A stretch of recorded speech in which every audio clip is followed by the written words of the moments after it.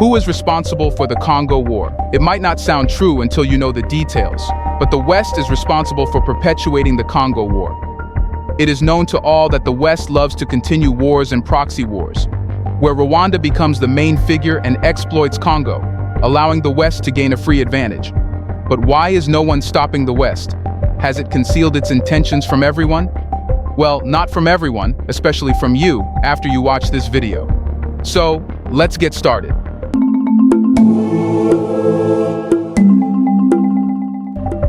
Let's talk about the main figure of the matter, Rwanda. Why are the Democratic Republic of Congo and Rwanda tense in recent years? The tense standoff between the Democratic Republic of Congo, DRC, and Rwanda in recent years revolves around allegations of natural resource exploitation, particularly in the mineral-rich eastern regions of the DRC. The M23 rebel group operating in these areas has been a focal point of contention. The DRC accuses Rwanda of orchestrating systematic looting of natural resources through the M23 rebel group, leading to strained relations between the two nations. The situation escalated when the DRC's justice minister filed an official complaint with the International Criminal Court (ICC) in May 2023, accusing Rwanda of being involved in resource plunder. Recently, DRC President Felix Tshisekedi has accused Rwanda of further exacerbating the situation by engaging in resource loot with the backing of the European Union. This accusation centers on a recent agreement between Rwanda and the European Union to strengthen Rwanda's mining sector. President Tshisekedi views this agreement as provocative, questioning Rwanda's intentions and alleging that the minerals involved originate from the DRC rather than Rwanda. The tensions also extend beyond economic exploitation for President Tshisekedi. He expresses concerns that the revenue generated from mineral sales could potentially be used by Rwanda to strengthen its military, perpetuating a cycle of violence and exploitation in the already volatile region. The European Union's support of the agreement adds another layer to the diplomatic tensions between the two nations. Let's talk in detail about the specific allegations against Rwanda, particularly involving the M23 rebel group and natural resource exploitation in the DRC. The specific allegations against Rwanda center around its alleged involvement with the M23 rebel group and its participation in the exploitation of natural resources in the Democratic Republic of Congo, DRC. The DRC, particularly its justice minister, filed an official complaint with the International Criminal Court (ICC) in May 2023, accusing Rwanda of orchestrating the systematic looting of the DRC's rich mineral resources. These allegations focus on the M23 rebel group, known for its operations in the mineral-rich eastern regions of the DRC. The DRC contends that Rwanda has played a role in supporting and possibly directing the M23 rebel group's activities, contributing to the illicit extraction and trade of valuable minerals from the region. This involvement is seen as a significant source of tension between the two nations, implying a violation of sovereignty and exacerbating an already complex geopolitical situation in the African Great Lakes region. The DRC's justice minister filed an official complaint against Rwanda with the International Criminal Court (ICC) in May 2023. The primary motivation behind this legal action was the accusation that Rwanda was orchestrating the systematic looting of natural resources in the Democratic Republic of Congo, DRC. The allegations specifically pointed to Rwanda's involvement with the M23 rebel group, which operates in the mineral-rich eastern regions of the DRC. The complaint lodged with the ICC reflects the DRC's commitment to addressing what it perceives as a severe violation of its sovereignty and economic exploitation. By taking this legal route, the DRC aimed to bring international attention to Rwanda's alleged actions and hold the neighboring country accountable for its role in the illicit extraction and trade of valuable minerals from the region. The complaint filing marked a significant escalation in the strained relations between the two nations, setting the stage for further geopolitical tensions in the African Great Lakes region. But how does the accusation made by DRC President Felix Tshisekedi against Rwanda involve the European Union? Here's a reminder to please like and share the video and subscribe to our channel to watch more videos on Black culture, history, civilization, and identity. Let's continue now. DRC President Felix Tshisekedi recently accused Rwanda of plundering the Democratic Republic of Congo's DR resources, and notably he claimed European Union backing in this alleged act. The accusation revolves around a recent agreement signed on February 19, 2024, between Rwanda and the European Union. This agreement is focused on strengthening Rwanda's mining sector, with a particular emphasis on sustainable practices, responsible production, funding for infrastructure, and research and innovation related to mineral extraction and refining. President Tshisekedi, however, views this agreement as a provocation and questions Rwanda's intentions behind it. He alleges that Rwanda, under the guise of sustainable mining, plans to exploit the DRC's rich mineral resources, which are believed to be the origin of the minerals covered by the agreement. Tshisekedi perceives this as an audacious act of exporting wealth that Rwanda does not legitimately possess. The European Union's involvement in this accusation adds an international dimension to the diplomatic tensions between the DRC and Rwanda. President Tshisekedi fears that the revenue generated from the mineral sales, facilitated by the European Union-supported agreement, may be utilized by Rwanda to strengthen its military. This, in turn, is seen as a potential threat to regional stability and peace in the already volatile African Great Lakes region. Tshisekedi thus views the European Union's support of the agreement as exacerbating tensions and contributing to the complexity of the geopolitical situation. Let's discuss the agreement signed between Rwanda and the European Union on February 19, 2024, and why President Tshisekedi perceives it as a provocation. The agreement signed between Rwanda and the European Union on February 19, 2024, aims to strengthen Rwanda's mining sector and contribute to a more sustainable global economy. The deal focuses on various aspects, including sustainable raw materials, value chains, responsible production practices, funding mobilization for infrastructure, and research and innovation related to mineral extraction and refining. President Felix Tshisekedi perceives this agreement as a provocation because he believes Rwanda could exploit it to plunder the Democratic Republic of Congo's rich mineral resources. Despite the agreement's emphasis on sustainability and responsible practices, Tshisekedi alleges that the minerals covered in the deal originate from the DRC rather than Rwanda. In his view, this agreement provides a cover for Rwanda to illegitimately extract and benefit from the valuable resources of the DRC. Tshisekedi's concerns extend beyond mere economic exploitation. He fears that Rwanda may divert the revenue generated from the mineral sales facilitated by the agreement to bolster its military capabilities. According to Tshisekedi, this perpetuates a cycle of violence and exploitation in the DRC, further escalating the existing tensions between the two nations. How is the international community reacting to the escalating tensions between the DRC and Rwanda, especially considering the European Union's involvement in the alleged resource plunder? President Felix Tshisekedi is concerned about the European Union's involvement in an agreement with Rwanda, which he perceives as contributing to alleged resource plunder. This adds an international dimension to the crisis. In geopolitical matters, reactions from the international community can vary. Countries, international organizations, and other stakeholders may typically express concerns, call for dialogue, or advocate for peaceful resolutions to avoid further regional destabilization. The European Union's role in the alleged resource plunder, as highlighted by President Tshisekedi, could prompt discussions and responses from other nations and entities associated with the European Union. Given the situation's sensitivity and potential implications for regional stability, the international community may closely monitor developments and encourage diplomatic solutions to resolve the tensions between the DRC and Rwanda. Any formal statements or actions would depend on the specific stance and interests of individual countries, organizations, and global actors involved in African geopolitics. What potential impact could these tensions have on the future of regional relations in the African Great Lakes region?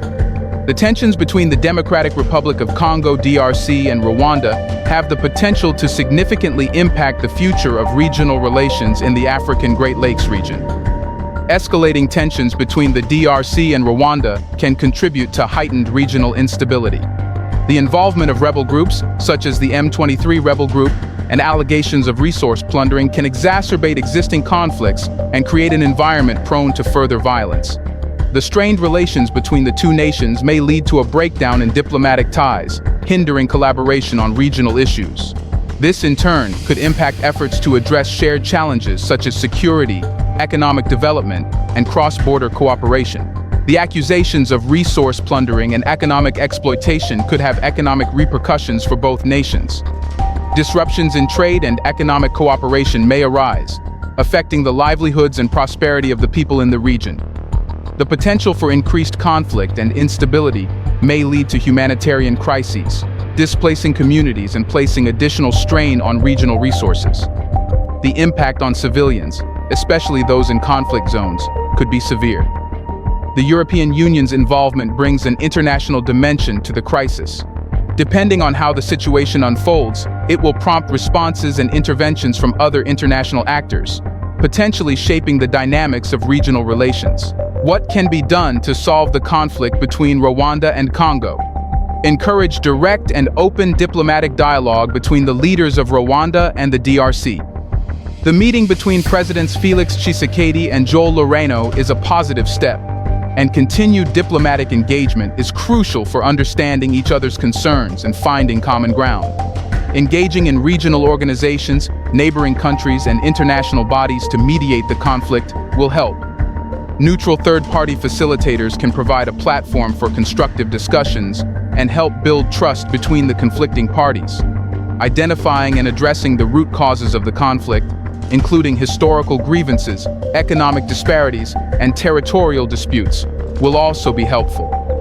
By understanding and addressing these underlying issues, a foundation for sustainable peace can be created. Developing transparent and accountable mechanisms for managing natural resources, especially in the mineral-rich eastern regions of the DRC, will also be a good option. Clear regulations and monitoring can help prevent illicit exploitation and ensure fair and equitable resource distribution. Now, Rwanda has a great responsibility to end misunderstandings and this conflict. But what can Rwanda do? For Rwanda to contribute to the resolution of the conflict with the Democratic Republic of Congo (DRC), several diplomatic, economic, and cooperative measures can be considered. Rwanda should initiate and actively participate in open and honest diplomatic discussions with the DRC. Clear communication about intentions, concerns, and shared goals is crucial for mutual understanding and trust. By fostering direct dialogue, both nations can work towards resolving specific issues and finding common ground. Rwanda can collaborate with international organizations and neutral third-party mediators to facilitate peaceful negotiations. Engaging in international mediation provides a neutral and impartial platform for constructive discussions, helping to bridge gaps between the conflicting parties. Rwanda should take concrete steps to address concerns about resource plundering. Implementing transparent and accountable resource management practices, possibly through international cooperation or oversight, can help alleviate suspicions and ensure that resource extraction is conducted fairly and sustainably. Rwanda should publicly disassociate from any armed groups involved in destabilizing activities, including the M23 rebel group.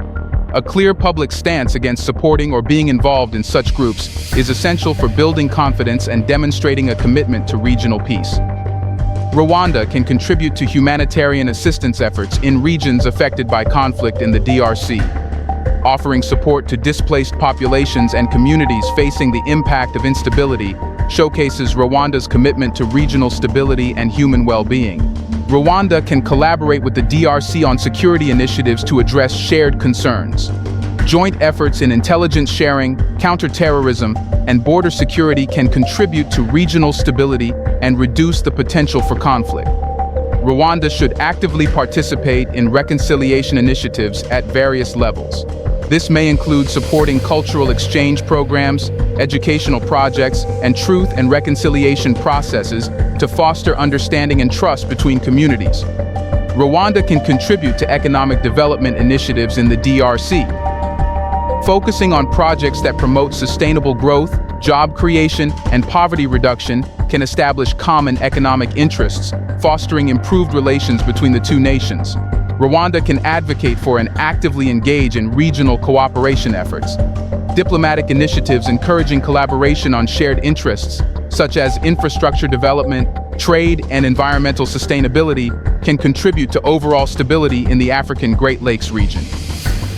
Rwanda should demonstrate a sincere commitment to conflict prevention by actively participating in mechanisms addressing root causes and grievances. This may involve supporting initiatives that promote social justice, inclusivity, and political stability in the region. If Rwanda has genuinely exploited the Democratic Republic of Congo with the assistance of Western support, and if Congo is right, what future will the two have in terms of relationship? The consequences could be severe and far-reaching, impacting both countries and their relationships with the international community. The revelation of Rwanda's exploitation of the DRC, with the backing of Western support, would likely lead to a profound deterioration in bilateral relations between the two nations.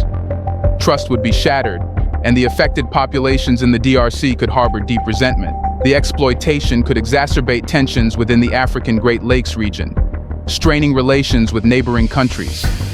The DRC's allies may perceive Rwanda as a destabilizing force, leading to heightened geopolitical tensions and potential regional conflicts. The international community would likely condemn Rwanda for its actions, particularly if Western support is implicated. Such exploitation would be viewed as a violation of sovereignty, international law, and ethical standards, garnering widespread criticism. Rwanda could face economic sanctions imposed by the international community, limiting trade, investment, and financial cooperation. The economic repercussions would be significant and could hinder the country's development.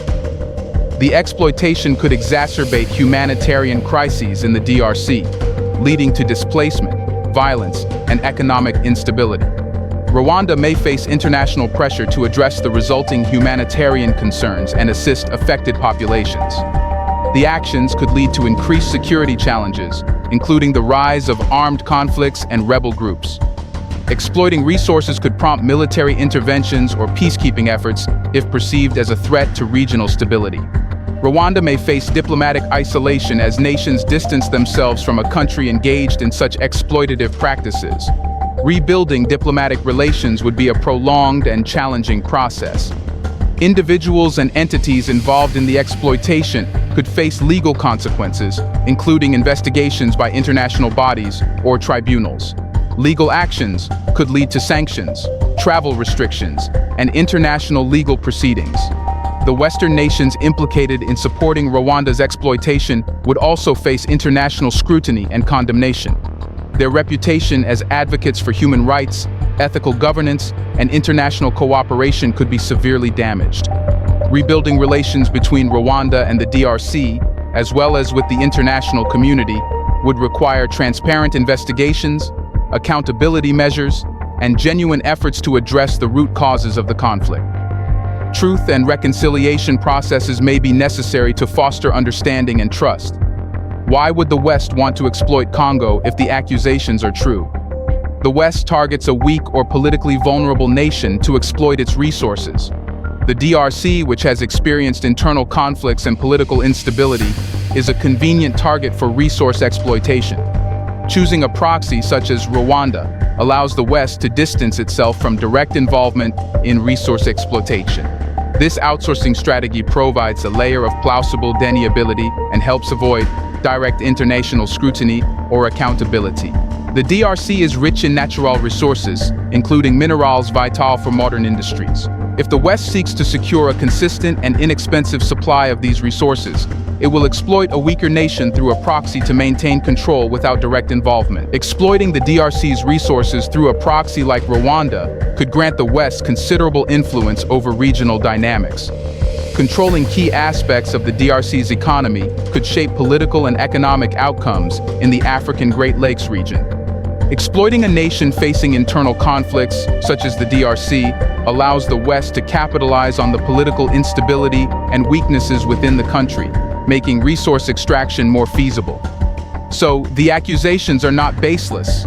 They are based on the nature of the exploitation the West has done. Here comes an important question. What is not ending the Congo War by powerful nations like the West indicates? It indicates that the West wants to exploit Congo and the war to continue for its good. Beyond resource exploitation, geopolitical interests significantly shape the West's stance on the Congo War. The DRC's strategic positioning in Central Africa gives it immense importance in the broader geopolitical landscape. The West may view the ongoing conflict as an opportunity to maintain influence and control in the region, preventing potential rivals from gaining a foothold. The continuation of conflict in Congo also perpetuates division among local factions. By keeping different ethnic and rebel groups engaged in a protracted struggle for power, the West can maintain some control over the nation's internal dynamics.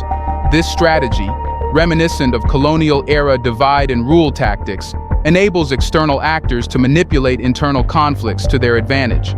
Do you think the West actually plays a role in the conflict between Rwanda and Congo? How can this conflict really end? Let us know in the comments section. Do you think the West really wants this war to end? Do you want to watch more videos like this one? If yes, subscribe to our channel and press the bell icon next to it. We have decided to bring videos on something nobody talks about: the Black culture, civilization, history, and evidence about how glorious Blacks have been. Thanks for watching, and until the next video, stay tuned.